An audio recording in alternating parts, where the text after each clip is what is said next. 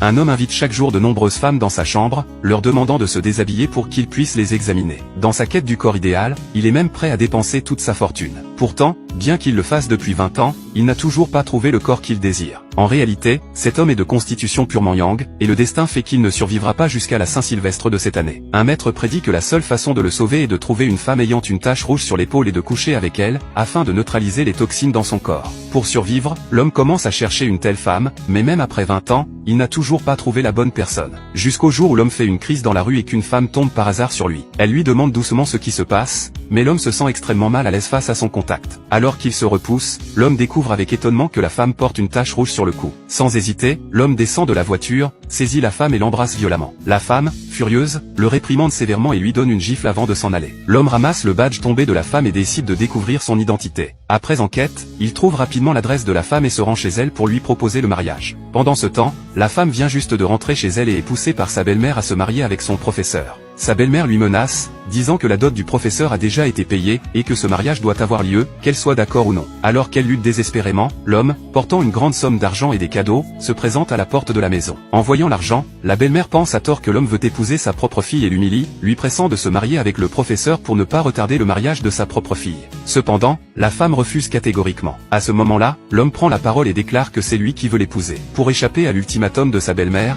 la femme accepte à contre-cœur la proposition de mariage de l'homme. Les deux retournent chez l'homme et signent un contrat de mariage de 7 jours. L'homme promet qu'ils divorceront après 7 jours et qu'il lui donnera 100 millions d'euros en compensation. La femme, désireuse de fuir sa famille d'origine, signe sans hésiter, mais elle ne sait pas que cette décision va la conduire à un danger plus grand. Peu après, un maître vient à nouveau examiner l'homme et lui dit que la femme avec la tache rouge est un corps entièrement yin, ce qui signifie que son corps peut sauver les toxines dans celui de l'homme. Cependant, comme l'explique le maître, la constitution purement yang de l'homme et le corps entièrement yin sont incompatibles. Après avoir eu des relations, cela pourrait nuire au méridien et même mettre sa vie en danger. Le maître estime qu'étant donné la haute position de l'homme, il ne faut pas se soucier de l'identité de la femme, et qu'il doit coucher avec elle dès que possible pour neutraliser les toxines. Alors qu'ils discutent, la femme arrive avec du thé et entend leur conversation. Elle réalise soudainement qu'elle n'est rien d'autre qu'une victime sacrifiée par l'homme pour sa survie.